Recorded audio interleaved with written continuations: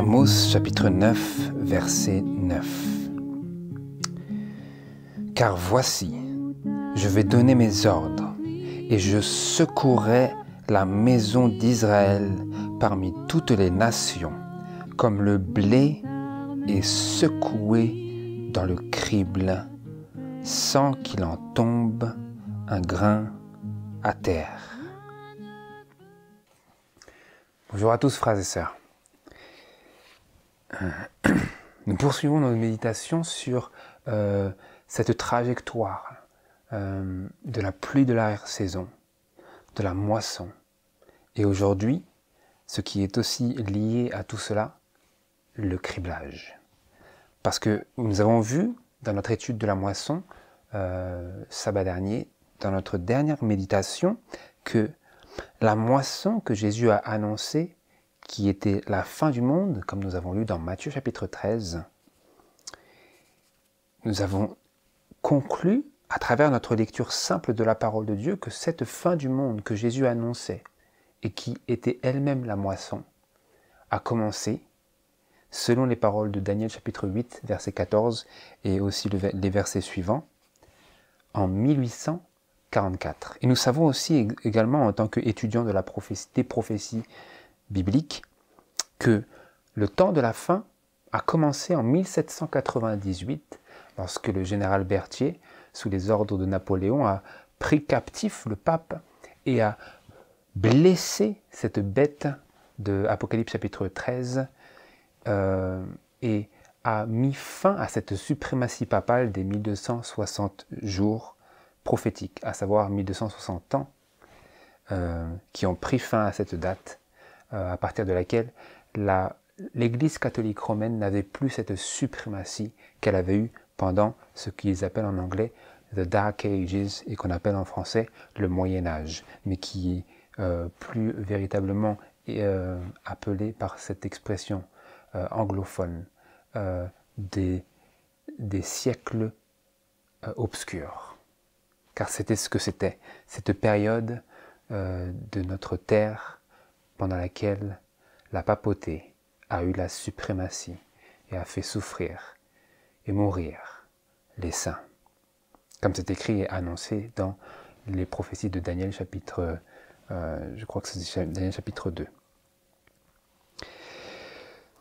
Et donc, frères et sœurs, dans le contexte de la moisson qui a commencé en 1844, avec le début de la purification du sanctuaire céleste, la parole de Dieu nous révèle davantage d'éléments sur la séparation que Dieu opère entre le blé et l'ivraie en vue de la récolte finale par Jésus à son second avènement pour les greniers célestes. C'est ce que nous avions vu, vous vous rappellerez, dans notre étude précédente, c'est que lorsque Jésus vient dans les derniers versets de Apocalypse chapitre 14, il vient non pas pour opérer, pour accomplir cette moisson, mais pour bel et bien faire comme faisaient d'antan les agriculteurs, à savoir prendre ces fagots qui avaient été érigés, ces faisceaux qui avaient été érigés, ces faisceaux de blé, et les monter sur sa charrette. Et en l'occurrence, l'esprit de prophétie nous dit que la charrette de Jésus-Christ sera ni plus ni moins qu'une nuée dont le fondement ressemble à un nuage sombre, mais la partie haute est surplombée par l'arc-en-ciel de l'alliance que Dieu a faite avec l'homme pécheur. Et donc il viendra comme cela, avec une faucille dans la main, couronné pour être glorifié et couronné roi par son propre peuple, et il viendra accompagné des anges, avec son gigantesque cortège. Et donc il ne vient pas moissonner, nous avons vu que ce sont les anges, bel et bien, qui sont les moissonneurs, comme Jésus l'a dit dans Matthieu chapitre 13, je crois que c'est verset 39. La moisson, c'est la fin du monde, et les anges sont les moissonneurs.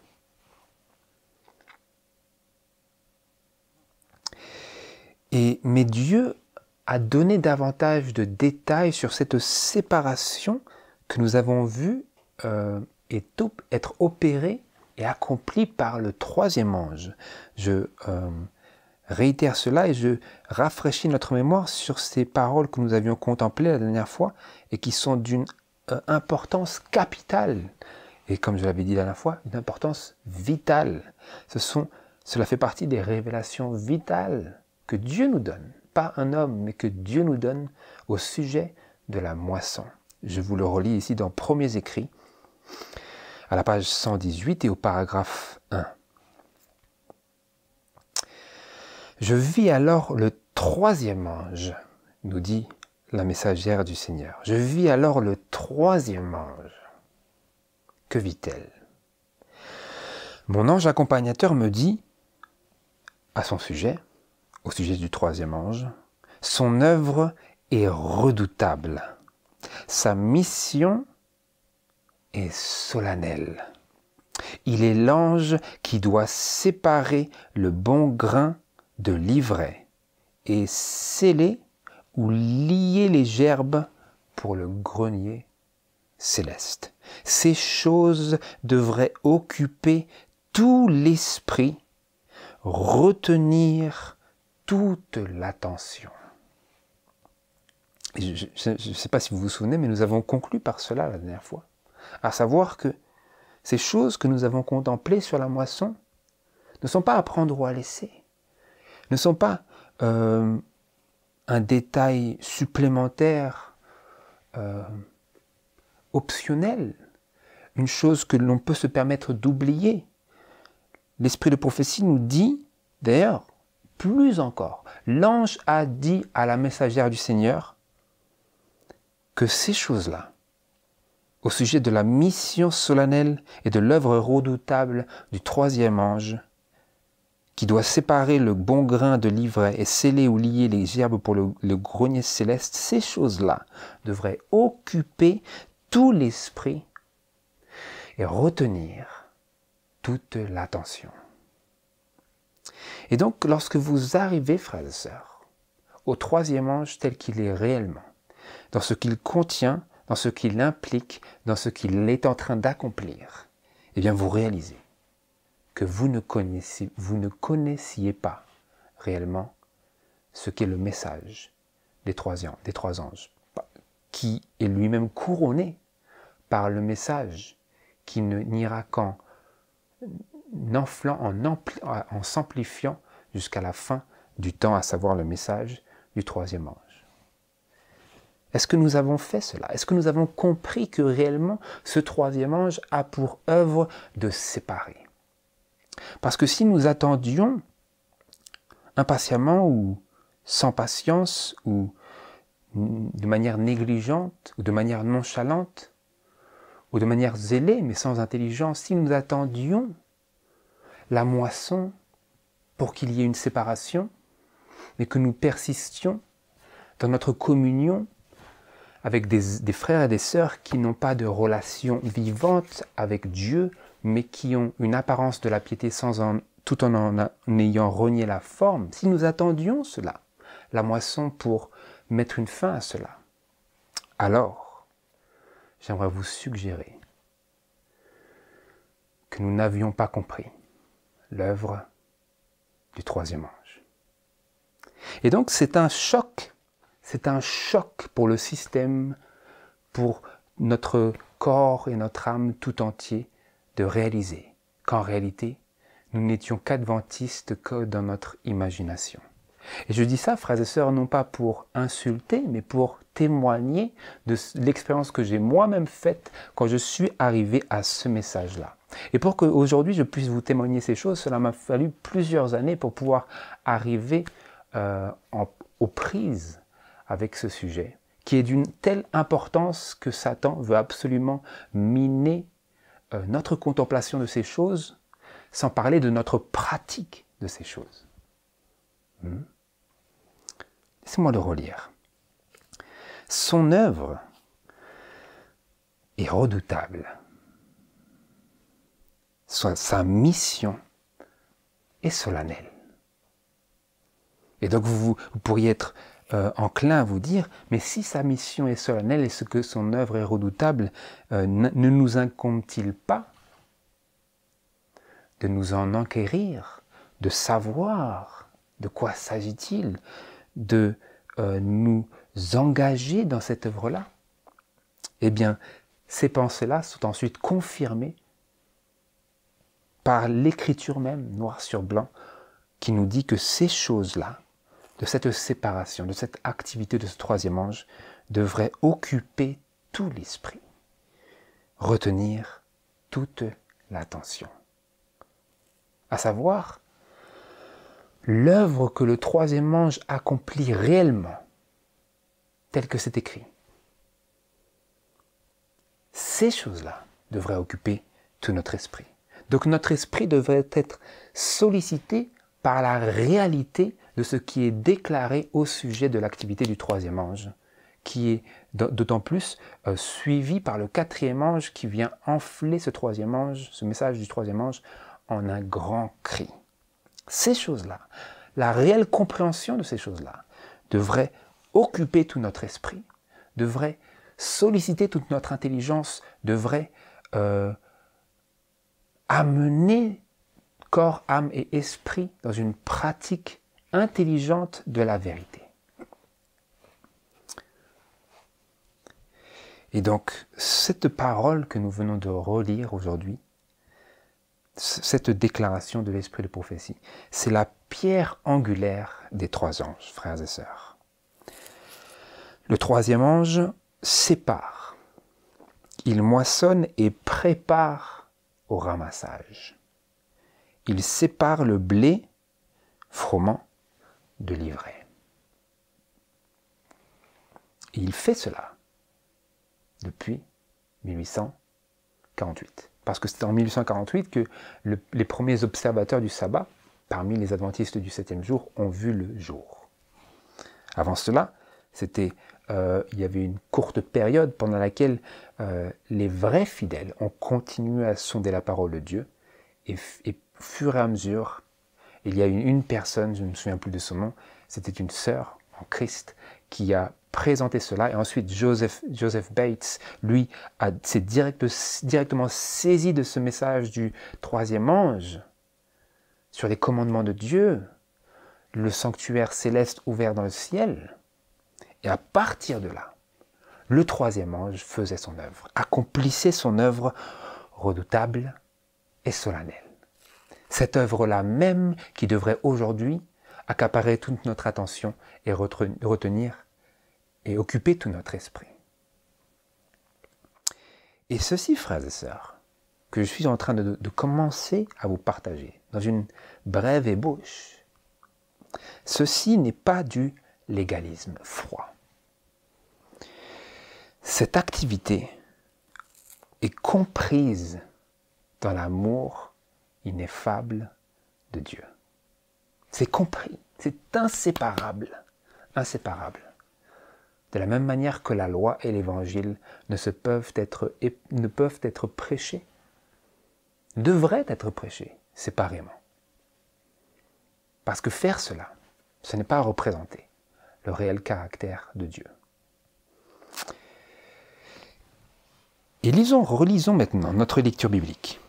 Amos chapitre 9, versets 8 à 9, alors que nous sommes en train d'essayer de saisir intelligemment cette œuvre du troisième ange dans laquelle nous sommes inévitablement impliqués. Amos chapitre 9, versets 8 à 9. Qu'est-ce que Dieu nous dit? Qu'est-ce que la parole de Dieu nous révèle comme élément sur la séparation que Dieu est en train d'opérer depuis 1844 et 48 entre le blé et l'ivraie? Qu'est-ce que Dieu dit davantage, en plus que ce que nous avions vu la semaine dernière sur Matthieu chapitre 13? Parce que nous nous sommes attardés sur cela, mais que dit Dieu de plus? Amos chapitre 9, verset 8, nous lisons. Voici, les yeux du Seigneur l'Éternel sont sur ce royaume pécheur, et je le détruirai de dessus la face de la terre. Cependant, je ne détruirai pas entièrement la maison de Jacob, dit l'Éternel. Car voici, je vais donner mes ordres et je secouerai la maison d'Israël parmi toutes les nations, comme le blé est secoué dans le crible sans qu'il en tombe un grain à terre. Qu'est-ce qui nous est donné ici comme parallèle de cette activité entre le blé et l'ivraie, dans laquelle Dieu est en train de séparer, le troisième ange est en train de séparer? Dieu est en train de regarder, il parle ici d'Israël. Il parle ici d'Israël et il dit « Je détruirai ce royaume pécheur ». Pourtant, c'était originellement le royaume qu'il avait lui-même instauré, quand bien même il aurait préféré être leur roi, mais c'est une autre histoire. Mais il dit maintenant, c'en est arrivé à un point qu'il n'y a que de l'ivraie. Il n'y a que de l'ivraie, le champ est rempli d'ivraie, il va falloir tout détruire. Il va falloir tout faucher simplement, comme Jésus a dit aux disciples, « Dans mon champ, il y a aussi du blé. » Et donc, n'arrachez pas tout parce que vous allez aussi arracher le blé. Vous attendez jusqu'à la fin de la moisson. Mais nous avons vu que la moisson a commencé en 1844, donc maintenant tout est précipité dans notre intelligence. Tout a commencé bien avant que nous en ayons une compréhension juste. Mais maintenant que nous en venons à une juste compréhension, tout est précipité dans notre intelligence. Ces choses-là sont là et se poursuivent avant que vous étiez nés, frères et sœurs. Mais maintenant que vous comprenez, tout se précipite. Comme l'esprit de prophétie a dit, il viendra un moment où ceux qui viennent au message, qui n'ont pas fait l'expérience que les pionniers ont faite, devront désapprendre, pour dire littéralement ce qui est écrit en grec, et réapprendre. Et ils auront à apprendre ces choses que les pionniers ont eu des années pour apprendre. Les nouveaux venus n'auront que des mois pour apprendre et comprendre et mettre en pratique. Et donc Dieu dit, voilà ce que je vais faire, je le détruirai ce royaume pécheur de dessus la face de la terre. Nous allons y revenir dans Matthieu chapitre 13, c'est exactement ce que Jésus a dit. Vous voyez qu'il n'y a aucune interprétation illogique ici. Tout est bien organisé, bien relié, bibliquement, de telle manière que chaque témoin rend témoignage de son compagnon, comme la parole de Dieu l'exprime. Cependant, dit-il, je ne détruirai pas entièrement la maison de Jacob, dit l'Éternel. Pourquoi? Parce qu'il y a du blé. Il y a du blé. Le champ est rempli de mauvaises herbes, mais il y a quand même du blé. Et qu'est-ce que Dieu se propose de faire? Qu'est-ce que Dieu dit qu'il fera au sujet de ce blé qui est dans son champ et qu'il désire tout de même prendre, quoi bien même il est en si petit nombre? Lisez-le avec moi encore au verset 9. « Car voici, je vais donner mes ordres, et je secouerai la maison d'Israël parmi toutes les nations, comme le blé est secoué dans le crible, sans qu'il en tombe un grain à terre. » Il n'y a que Dieu qui peut faire cela. Il secoue les nations. Parce que son peuple est parmi toutes les nations. C'est une preuve que là, ici, Dieu ne parle pas de l'Israël littéral, parce que si c'était le cas, ça ne ferait aucun sens. Il parle ici de l'Israël spirituel, l'Israël moderne, qui, selon ses propres dires, est encore une fois un royaume pécheur, comme l'était l'Israël des 10 tribus, et par la suite l'Israël de Juda aussi à Jérusalem, qui aussi s'est montré infidèle. Il dit, je secouerai la maison d'Israël parmi toutes les nations comme le blé est secoué dans le crible. Mais il ne laissera rien tomber de bon. Il ne laissera pas tomber un seul grain à terre. Par contre, l'ivraie, il va tout détruire. Allez-y de nouveau avec moi dans Matthieu chapitre 13 pour que nous nous remettions en mémoire ces paroles du Seigneur Jésus vis-à-vis de ce sujet du blé et de l'ivraie. Dans Matthieu chapitre 13, nous rappelons de ce qui était échangé entre les disciples et Jésus, et nous venons maintenant au verset 28, et il leur dit, c'est un ennemi qui a fait cela, qui a semé cette ivraie. Et les serviteurs lui répondirent, veux-tu donc que nous allions la cueillir? Et il dit, non, de peur qu'en cueillant l'ivraie, vous n'arrachiez le froment en même temps. Laissez-les croître tous deux ensemble jusqu'à la moisson, et au temps de la moisson, je dirai aux moissonneurs, cueillez premièrement l'ivraie et liez-la en faisceaux pour la brûler, mais assemblez le froment dans mon grenier. Et si vous allez maintenant au verset 39, l'ennemi qui l'a semé, cette ivraie, c'est le diable, la moisson, c'est la fin du monde, et les moissonneurs sont les anges. Comme donc on amasse l'ivraie et qu'on la brûle dans le feu, il en sera de même à la fin du monde. Le Fils de l'homme enverra ses anges qui ôteront de son royaume tous les scandales et ceux qui feront l'iniquité. Avez-vous entendu le mot royaume ici?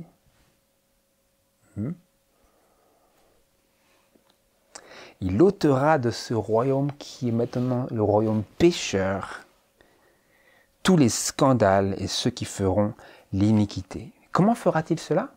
C'est très intéressant parce que Dieu ici est en train de donner deux perspectives sur la chose. Ce sont des illustrations qui jamais ne peuvent être utilisées pour contenir toute la réalité concrète des réalités que ces illustrations sont censées illustrer. Vous comprenez? Dieu enverra, le Fils de l'homme enverra ses anges qui ôteront de son royaume tous les scandales et ceux qui feront l'iniquité. Et ils les jetteront dans la fournaise ardente. Là seront les pleurs et les grincements de dents. Alors, notez bien 43, alors les justes luiront comme le soleil dans le royaume de leur Père. Que celui qui a des oreilles pour entendre, entende. Qu'est-ce que Dieu fera dans cette œuvre de séparation qui est accomplie par le troisième ange pour séparer le blé de l'ivraie? Il est écrit ici que les anges ôteront de son royaume tous les scandales et ceux qui feront l'iniquité. Ils les ôteront. Ils les ôteront et les jetteront dans la fournaise ardente. Au verset 30, il est dit que l'ivraie serait premièrement cueillie et liée en faisceaux pour la brûler, mais que le froment serait assemblé dans son grenier. Donc vous voyez, il y a des choses qui sont mises là, l'ivraie est mise d'un côté, le froment est mis de l'autre côté. Et cela, non pas dans un moment distant et lointain, mais à partir de 1848. Parce que nous avons vu que c'était le commencement de la moisson. Et j'aimerais attirer votre attention ici dans Amos chapitre 9 encore, au verset 13. Un élément très important parce que quand vous êtes ici en train d'essayer de comprendre les illustrations que Dieu donne vis-à-vis de ces choses qui sont totalement réelles, eh bien nous avons besoin de comprendre qu'il y a un moment où l'illustration trouve une limite de telle sorte que Dieu déclare les paroles suivantes dans Amos chapitre 9 verset 13. « Voici, les jours viennent, dit l'Éternel, où le laboureur suivra de près le moissonneur, et celui qui foule les raisins, celui qui répand la semence, et les montagnes seront découlantes de moût, et toutes les collines en ruisselleront. »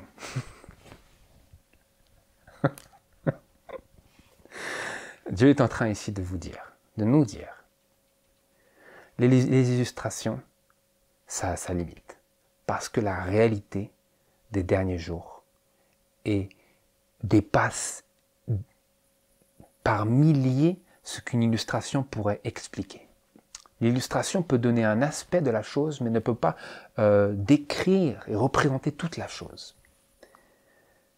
Et il explique cela en disant que les jours viennent, ce moment-là qui nous est donné au verset 8 et 9, dans lequel nous vivons, parce que nous avons vu la dernière fois dans Testamenis Ministers à la page 234, paragraphe 2, que le temps du jugement est le moment où Dieu rassemble les siens du milieu de l'ivraie. Nous avons lu cela, je le lirai après encore. Le temps du jugement est ce moment de la moisson où Dieu fait ce qu'il avait déclaré qu'il ferait dans Matthieu chapitre 13, au sujet de la cueillette de l'ivraie et le rassemblement du froment. Le temps du jugement est ce moment, frères et sœurs, où cette moisson est opérée. Mais le fait est que pendant que la moisson a lieu, depuis 1844 et 1848, eh bien il dit, les jours viennent où le laboureur, donc celui qui travaille la terre, suivra de près le moissonneur.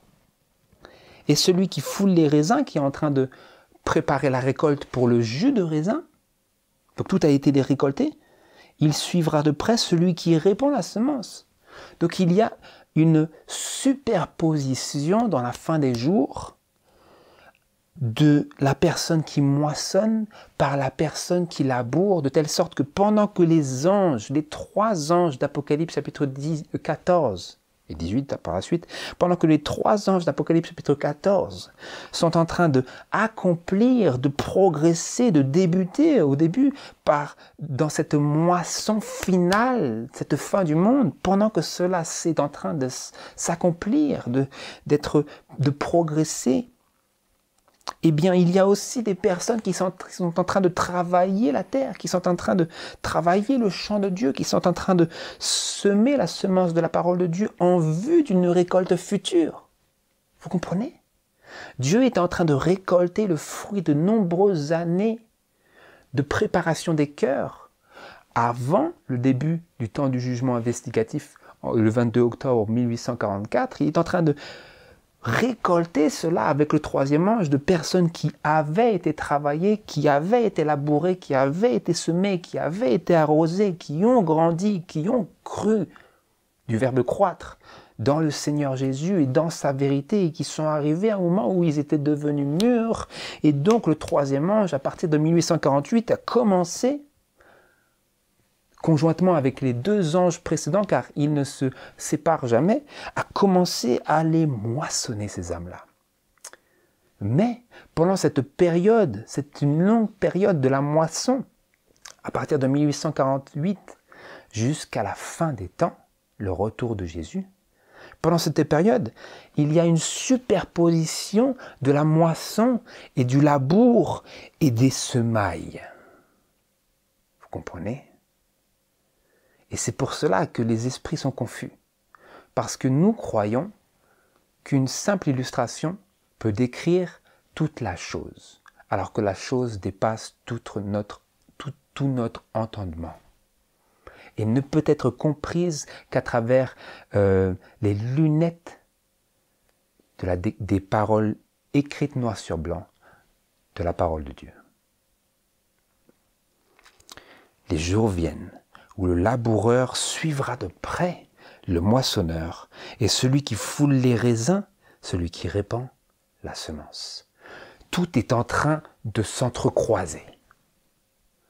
Et l'esprit de prophétie nous dit que dans le ciel, pendant cette période du jugement investigatif et de la purification du sanctuaire, les anges courent, droite et gauche. Ils courent, ils descendent, ils remontent. Ils descendent, ils remontent, droite et gauche. Ils vont au Père, ils vont aux croyants, ils vont au Fils. Tout est en agitation parce qu'ils se préparent à la fin de toutes choses et qu'ils sont en train d'aider le peuple de Dieu à parvenir à cette purification totale de leurs péchés et à la purification totale du sanctuaire et à une préparation complète pour la fin du temps de grâce. Nous sommes en train ici, frères et sœurs, d'avoir un élargissement de notre entendement vis-à-vis de l'activité du criblage. C'est un mot, c'est un autre mot que la parole de Dieu nous donne pour définir et nous expliquer cette activité de la séparation du blé avec l'ivraie et de l'ivraie avec le blé. Et j'aimerais ici lire un peu, ce passage est un peu long, mais il faut quand même que nous le lisions un peu parce que c'est un des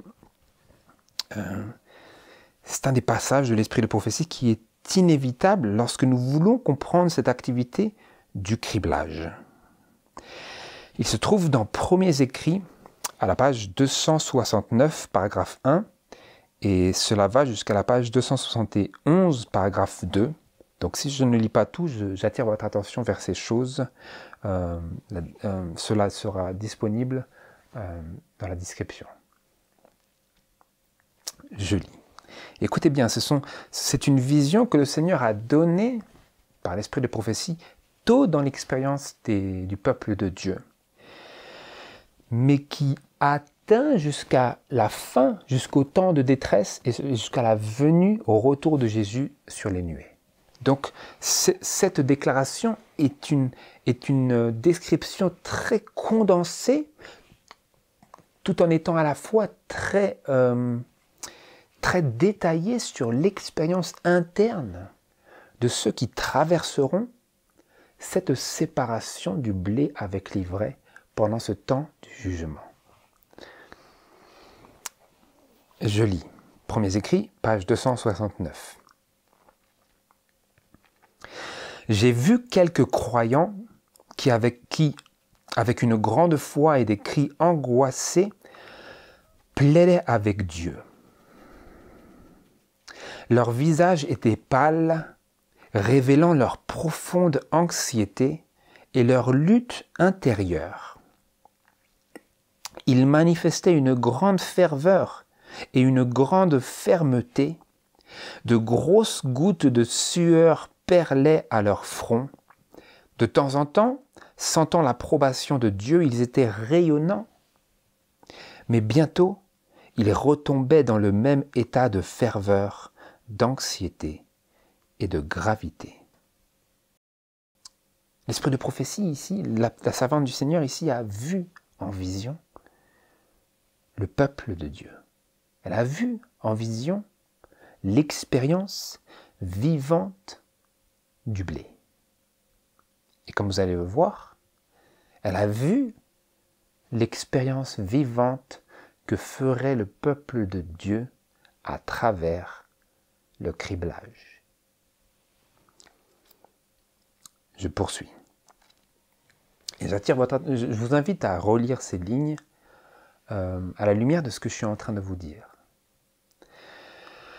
Les mauvais anges s'empressaient autour d'eux, les plongeant dans les ténèbres pour leur cacher Jésus, afin que, leurs yeux étant attirés par les ténèbres, ils puissent les amener à perdre confiance en Dieu et à murmurer contre lui. Leur seule sécurité était de garder leur regard dirigé vers le ciel. Les anges de Dieu avaient la garde de son peuple, et lorsque l'atmosphère empoisonnée des mauvais anges entourait ceux qui étaient dans l'angoisse, ils battaient constamment des ailes pour dissiper les épaisses ténèbres. Que faisaient-ils? Que faisaient les anges? Ils battaient des ailes. Que faisaient-ils? Ils s'efforçaient de dissiper dans l'esprit des croyants les ténèbres par lesquelles le diable et les mauvais anges cherchaient à les entourer. Nous sommes dans la description du peuple de Dieu et de l'expérience intense que fait ce peuple depuis le début du troisième ange et dans le message du troisième ange. C'est important que nous parvenions à distinguer cela, frères et sœurs, pour que nous sachions à quoi nous attendre et que nous sachions ce que nous manquons si nous n'avons pas cela. Que peut-être, alors, c'était parce que nous n'étions pas vraiment entrés dans la foi du message du troisième ange. Je laisse la question en suspens. Je poursuis. Les croyants, continuant à supplier le Seigneur, parfois un rayon de lumière provenant de Jésus venait jusqu'à eux pour les encourager. Leurs visages en étaient illuminés. J'ai vu que quelques-uns d'entre eux ne participaient pas à cette œuvre de supplication agonisante. C'est un terme très important. Il n'est pas dans la version originale du français. Certains, a-t-elle dit, quelques-uns d'entre eux ne participaient pas à cette œuvre de supplication agonisante, littéralement de plaidoirie, d'agonie et de plaidoirie avec Dieu. Est-ce que vous agonisez quand vous priez à Dieu?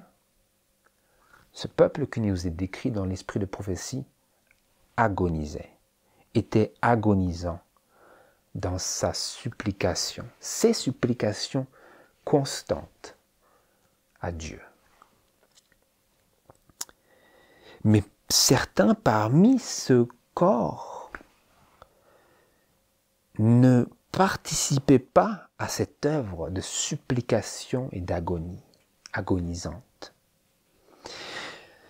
Que faisaient-ils? Quelle était leur attitude? Ils semblaient indifférents à ce qui se passait autour d'eux. Ils ne résistaient pas aux ténèbres qui les entouraient et celles-ci les emprisonnaient. Nous avons ici une première ébauche qui nous laisse entendre, qui nous laisse discerner la première lueur d'un criblage. Vous comprenez? C'est comme ça que cela commence. Lorsque nous ne résistons pas aux ténèbres. Quelles ténèbres? Comme c'est écrit dans Ésaïe chapitre 60. Lève-toi, que le Seigneur brille, le Seigneur s'est levé sur toi. Brille pour le Seigneur, parce que, j'attire votre attention vers ces passages très très importants pour la fin des jours. Ésaïe chapitre 60, verset 1. Lève-toi, sois illuminé, car ta lumière est venue et la gloire de l'Éternel s'est levée sur toi. Pourquoi dois-tu te lever? Pourquoi la lumière de l'Éternel s'est levée sur toi? Quel est le contexte? Verset 2. Car voici, les ténèbres couvriront la terre et l'obscurité couvrira les peuples. Mais sur toi se lèvera l'Éternel et sur toi paraîtra sa gloire. Et vous savez de quel moment il est question ici, parce que au verset 8, il est écrit « Qui sont ceux-là volant comme des nuages, comme des pigeons vers leur colombier ?» Il parle inévitablement et indéniablement des avions de ligne, ces gigantesques avions qui descendent se poser sur les pistes d'atterrissage et rentrer dans leurs aéroports respectifs.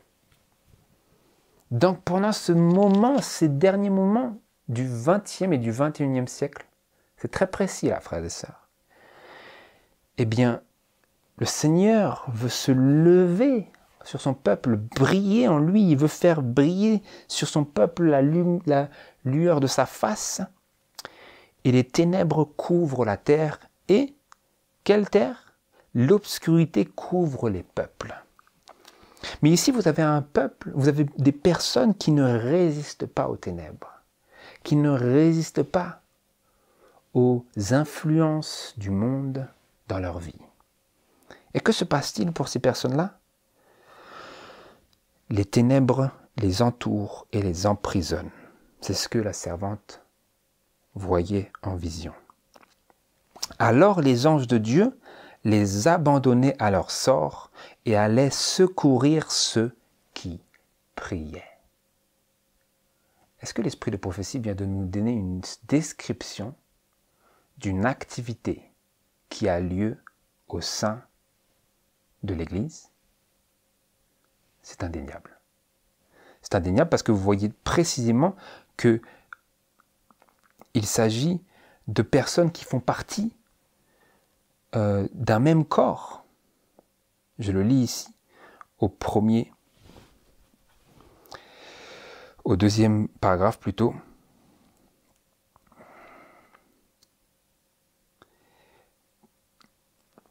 Non, c'est le paragraphe 3. 270, paragraphe 1. J'ai vu que quelques-uns d'entre ces personnes qui suppliaient le Seigneur continuellement, quelques-uns d'entre eux ne participaient pas à cette œuvre de supplication. Ils semblaient indifférents à ce qui se passait autour d'eux. Ils ne résistaient pas aux ténèbres qui les entouraient et celles-ci les emprisonnaient comme une épaisse nuée. Et que firent les anges dans la vision vis-à-vis de ces personnes-là, ces croyants, ces chrétiens, ces adventistes? Que firent les anges? Alors les anges de Dieu les abandonnaient à leur sort et allaient secourir ceux qui priaient. Est-ce qu'il s'agit ici d'un criblage? Vous voyez comment cela se passe? Le Seigneur est en train de secouer. Il est en train de secouer et cela fait.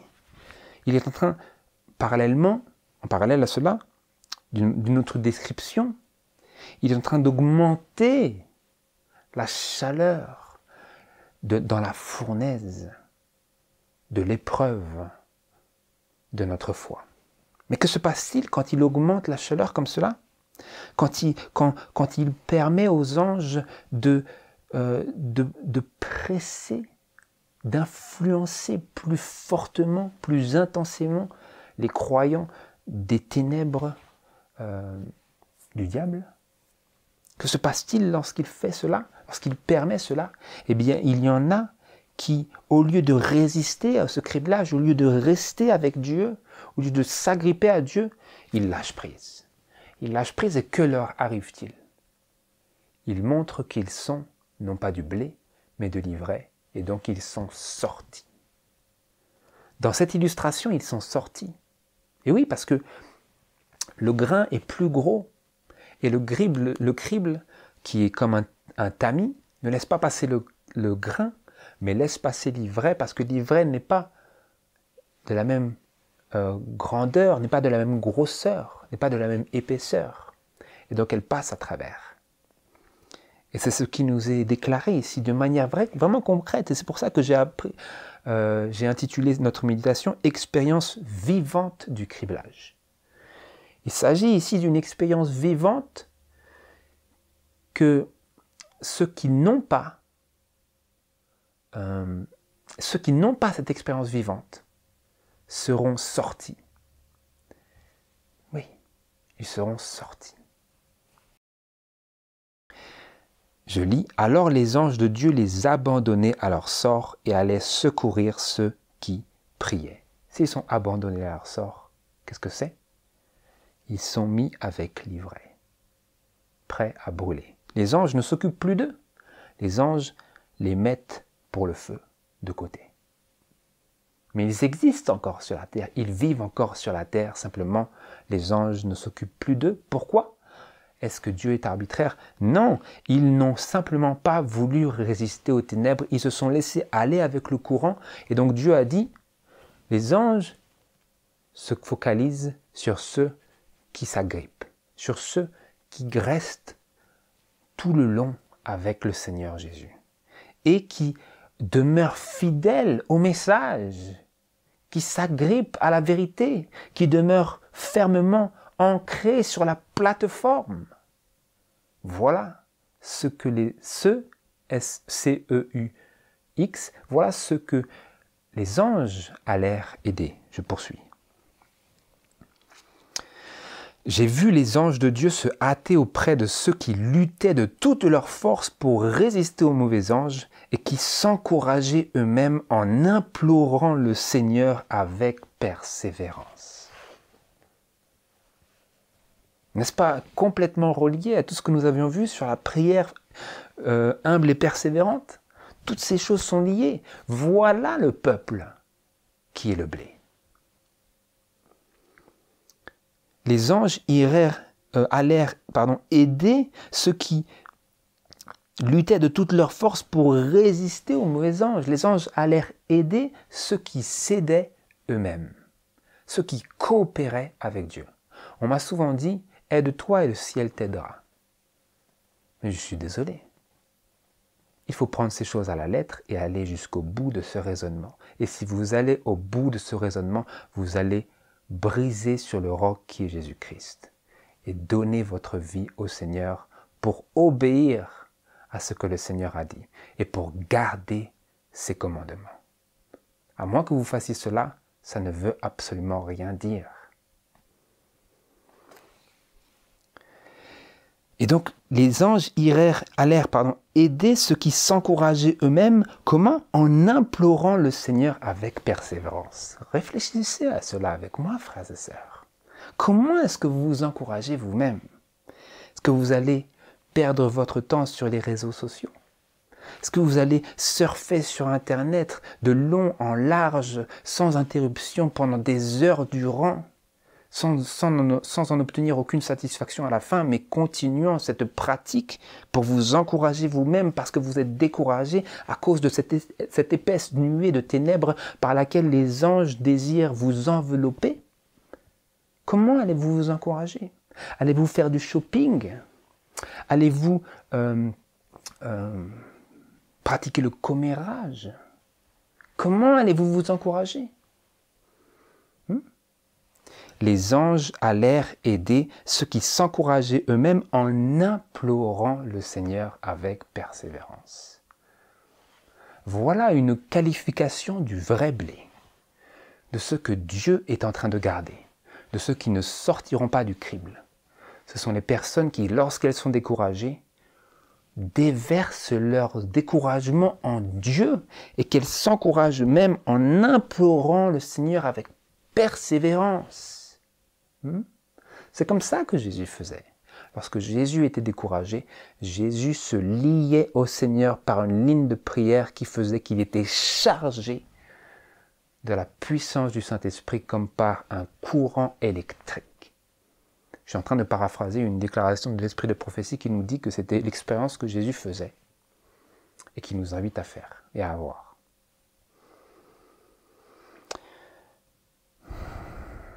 Ceux qui s'encourageaient eux-mêmes en implorant le Seigneur avec persévérance. Encourageons-nous ainsi, frères et sœurs, avec persévérance.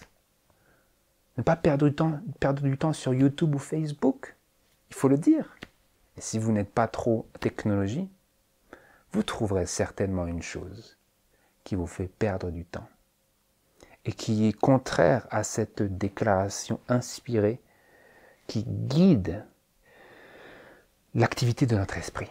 Lorsque nous sommes découragés, s'encourager en persévérant dans la prière et en implorant le Seigneur.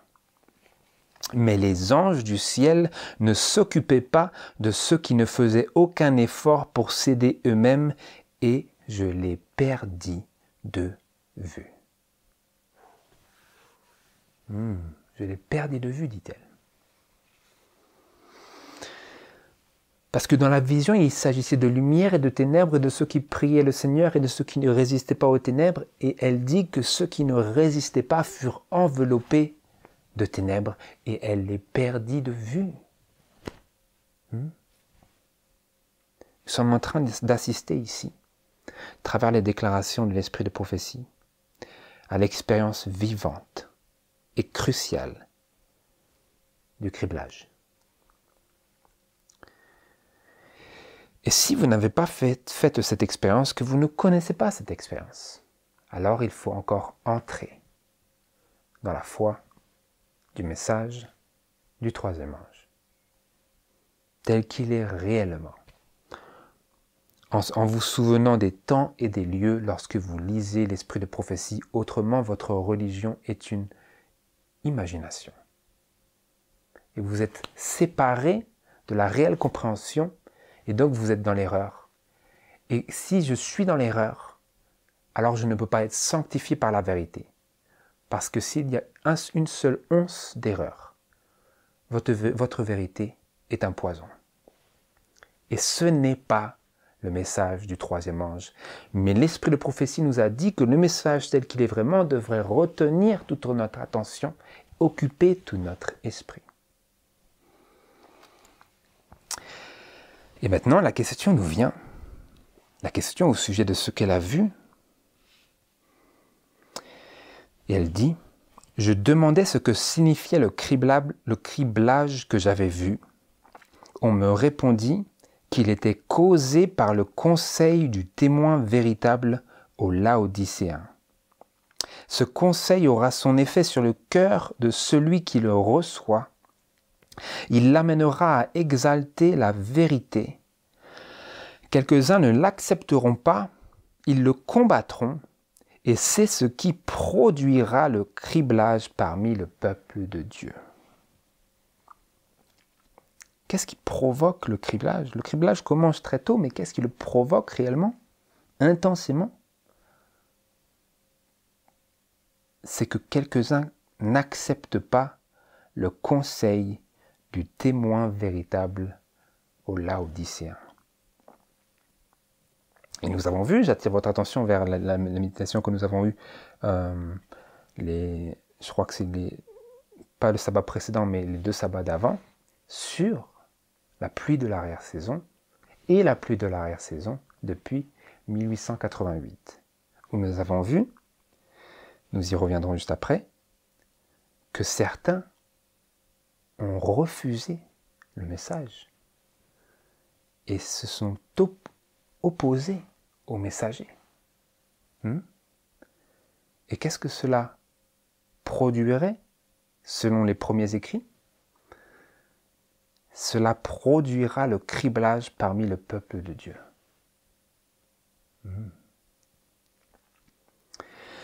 L'ange dit, « Regardez. » Mon attention fut alors attirée par le groupe que j'avais vu, qui était terriblement criblé. Ceux que j'avais vus auparavant me furent montrés pleurant et priant avec angoisse. Le nombre des anges gardiens qui les entouraient avait doublé, et ils étaient armés de la tête aux pieds.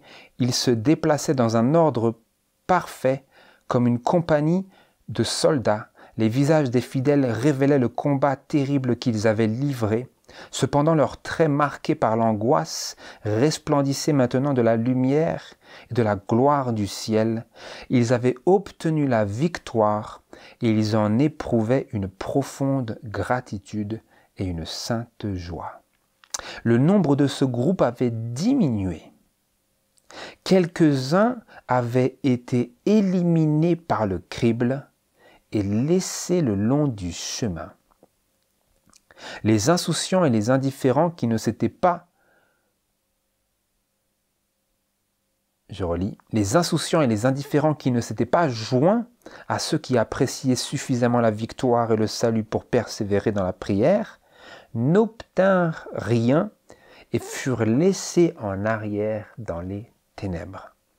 Leur place était immédiatement prise par d'autres qui acceptaient la vérité et entraient dans les rangs.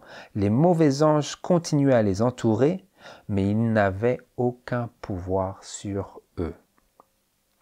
J'entendis ceux qui étaient revêtus de l'armure parler de la vérité avec beaucoup de puissance. Celle-ci produisait son effet. Plusieurs avaient été retenus, des femmes par leurs maris, des enfants par leurs parents. Les âmes sincères qui avaient été empêchées d'entendre la vérité l'acceptaient maintenant avec empressement.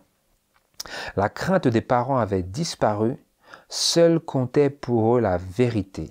Ils avaient eu faim et soif de la vérité. Elle leur était plus chère et plus précieuse que la vie. Je demandais ce qui avait produit ce grand changement. Un ange me répondit, « c'est la pluie de l'arrière-saison, le rafraîchissement de la part du Seigneur, le grand cri du troisième ange. Est-ce que vous vous souvenez ce que nous avons vu à ce sujet par rapport à 1888? Nous avons vu que c'était le commencement du grand cri du troisième ange et que c'était aussi le commencement de la pluie de l'arrière-saison. Et donc ces choses-là, nous pouvons nous attendre à voir leur accomplissement à partir de 1888. C'est très important que nous puissions arriver à discerner cela. Parce que le simple fait que l'ange a clairement annoncé en réponse que ce qui avait produit ce grand changement qui est décrit juste avant, c'était la pluie de l'arrière-saison, le rafraîchissement de la part du Seigneur, le grand cri du troisième ange. Ce simple fait-là devrait nous amener à réfléchir sur toute notre compréhension des prophéties que nous avons jusqu'alors accumulées. Dans notre étude de la parole de Dieu, dans notre réception de la présentation, de la prédication des trois anges. C'est capital, frères et sœurs, que nous arrivions à discerner que ces choses nous sont annoncées comme des résultats du début du grand cri. Et donc ils peuvent avoir lieu et ils auront lieu inévitablement et incontestablement dans la phase finale du grand cri et dans ce moment où le peuple de Dieu sera amené devant les tribunaux, mais cela a commencé bien avant cela, bien avant que vous étiez nés. Cela a commencé. La pluie de la saison, le grand cri du troisième ange, le rafraîchissement de la part du Seigneur. Parce que vous avez vu que quelques-uns, elle disait, le nombre de ce groupe avait diminué. Dans la prophétie des premiers écrits, il nous était annoncé que ce peuple-là serait criblé. Et que elle a vu avec une distinction de temps que après que l'ange ait ramené son attention vers ce groupe avait diminué. Quelques-uns avaient été éliminés par le crible et laissés le long du chemin. Par la grâce de Dieu, frères et sœurs, nous examinerons davantage ce sujet parce qu'il peut être étudié de manière historique. Et en effet, il l'a été pendant de nombreuses décennies. Et si nous l'étudions ainsi, frères et sœurs, alors nous serons libérés de nombreuses chaînes et de nombreux jougs qui ne sont pas nécessaires, mais par lesquels le diable cherche à nous enchaîner pour nous empêcher de comprendre la véritable vérité et que nous soyons réellement propulsés et ancrés dans le vrai message de la foi, du message du troisième ange.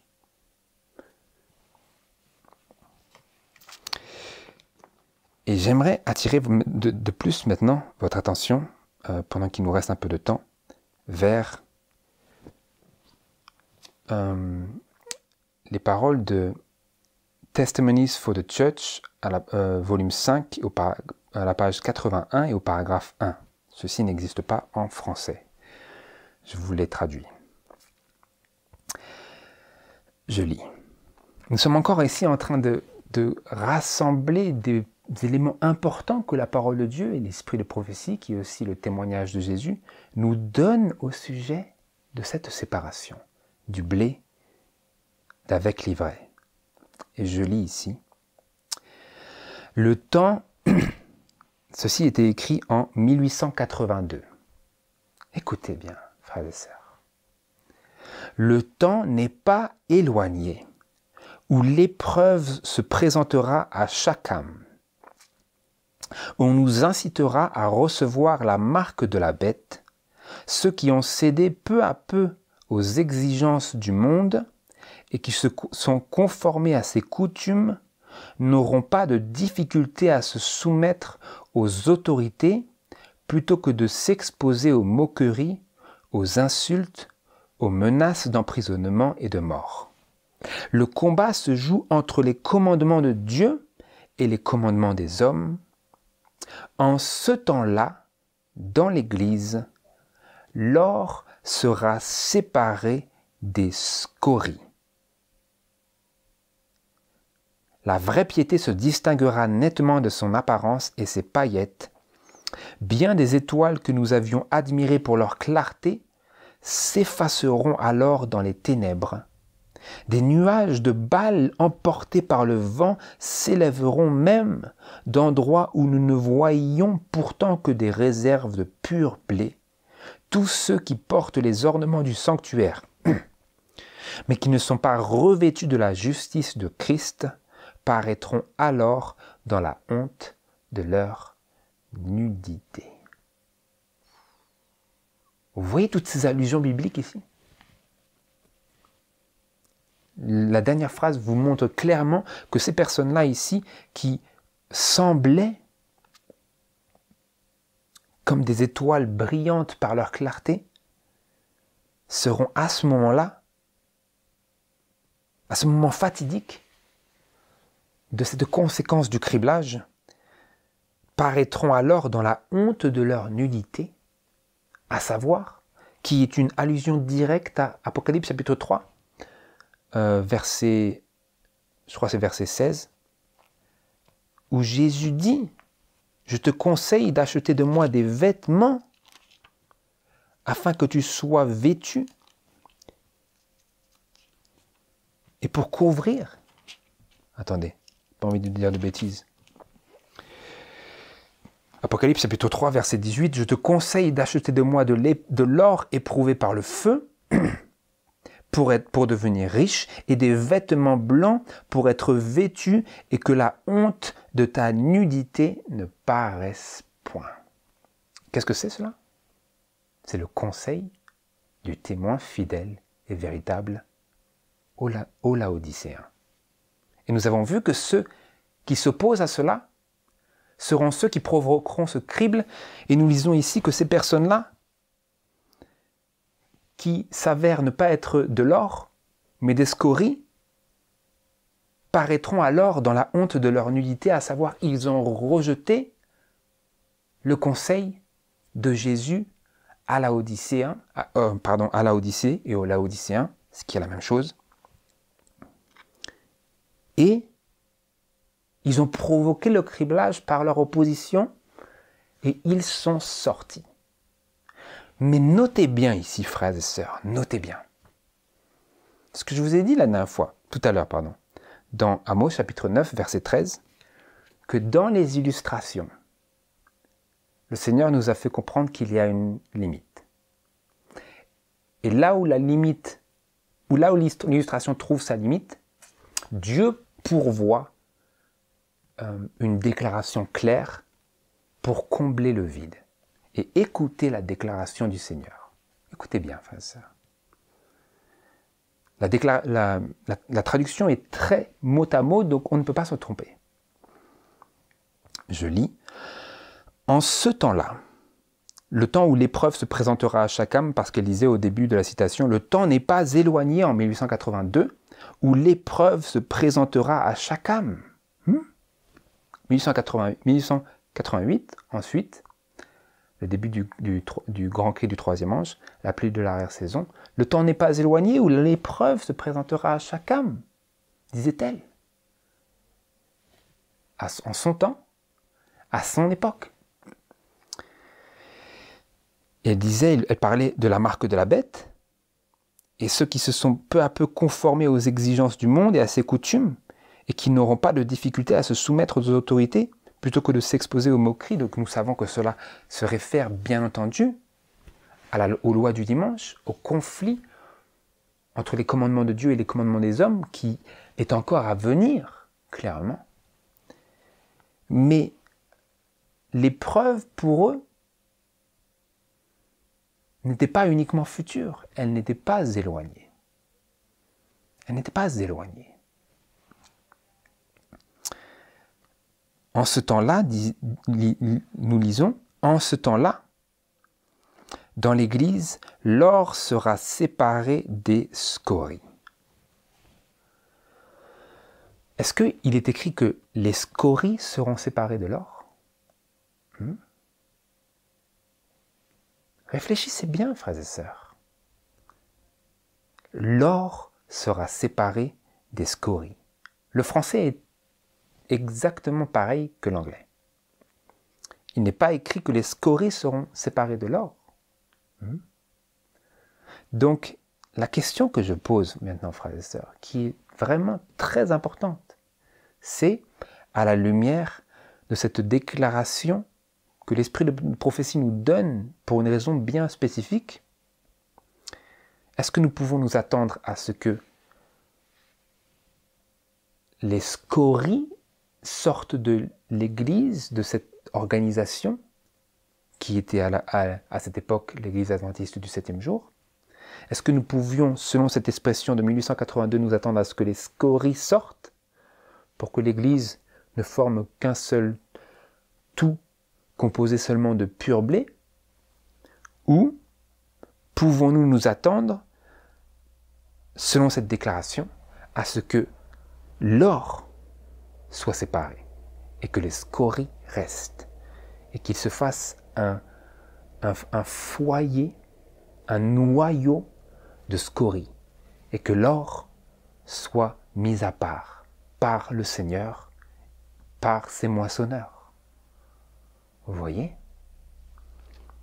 Et pour vous montrer que ce n'est pas une déclaration isolée, j'aimerais maintenant lire une autre pour ajouter à la force de celle-ci, une qui se trouve dans Testimonies to Ministers and Gospel Workers à la page 409 et au paragraphe 3.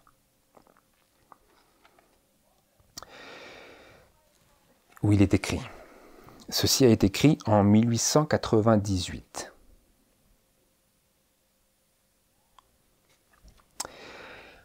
De nombreuses personnes monteront à nos chairs avec le flambeau de la fausse prophétie dans leurs mains, allumé lui-même par la torche infernale de Satan. Si les doutes et l'incrédulité sont nourris, alors les pasteurs fidèles seront ôtés aux gens qui croient en savoir tant.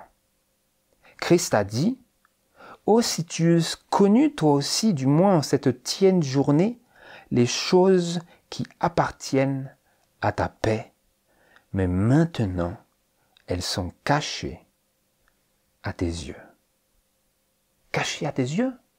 Tu n'as pas voulu du collier? Tu as rejeté le conseil au témoin fidèle et véritable, le conseil du témoin fidèle et véritable aux Laodicéens? Tu es donc maintenant resté aveugle? Les choses qui t'appartenaient sont cachées à tes yeux? Et qu'est-ce qui se passe?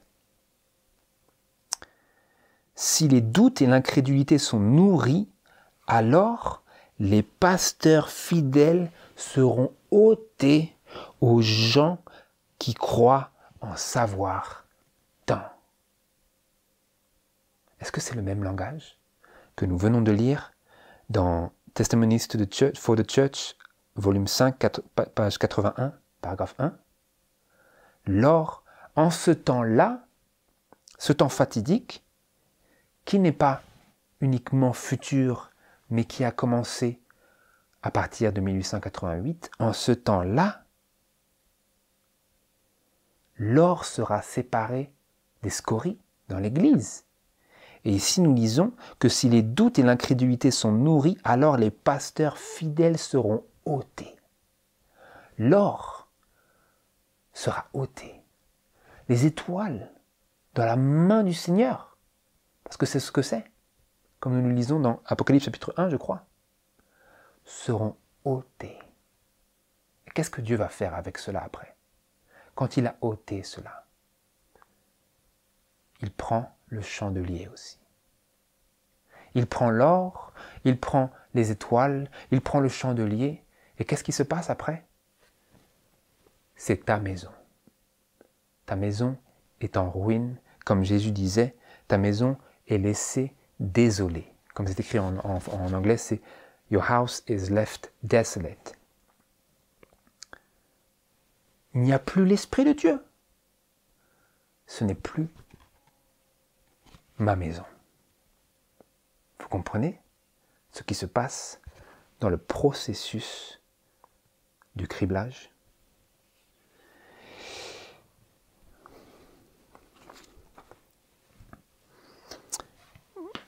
Voilà, frères et sœurs, je pense que c'est important que nous nous arrêtions ici pour aujourd'hui et que nous concluons sur cette note.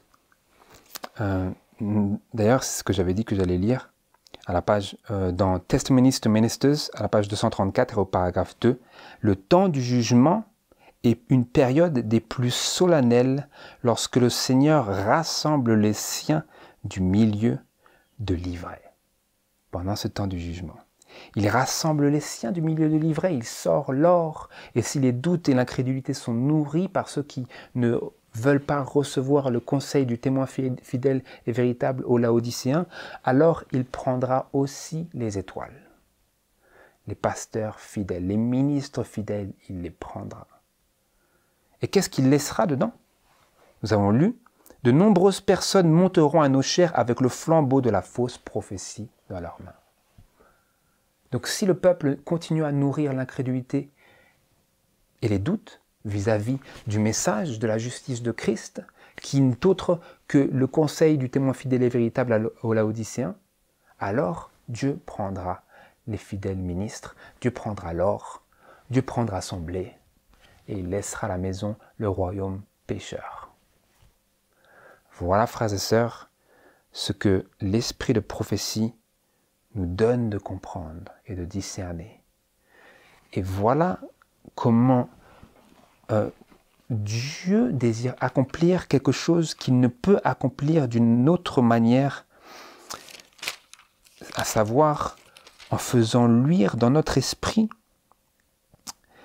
la lumière de la prophétie, pour faire lever en nous cette étoile. Car il est écrit ici, dans 2 Pierre chapitre 1 verset 19, nous avons aussi la parole prophétique, comme c'est écrit en anglais, qui est très ferme, à laquelle vous faites bien de vous attacher comme à une lampe qui brillait dans un lieu sombre, jusqu'à ce que le jour resplendît et que l'étoile du matin se leva dans vos cœurs. C'est l'expérience que j'ai faite, frères et sœurs. Et je prie aussi que nous puissions, ensemble, à la lumière de la vérité, de la parole et du témoignage de Jésus, faire cette expérience. Que nous ne soyons plus dans les ténèbres, mais que nous marchions dans la lumière que le Seigneur a bien voulu nous donner. Et que nous comprenions cette expérience et ces expériences vivantes du criblage, pour arriver à comprendre ce à quoi nous pouvons nous attendre et à comprendre les événements qui sont derrière nous. C'est ma prière que le Seigneur nous bénisse dans cela et que le Seigneur vous encourage. Et que nous puissions prendre à cœur que les choses que nous avons vécues dans le proche et le lointain passé n'étaient pas le fruit du hasard, mais que c'est le Seigneur qui souhaite rassembler son blé pour le grenier céleste. Que le Seigneur vous bénisse. Amen.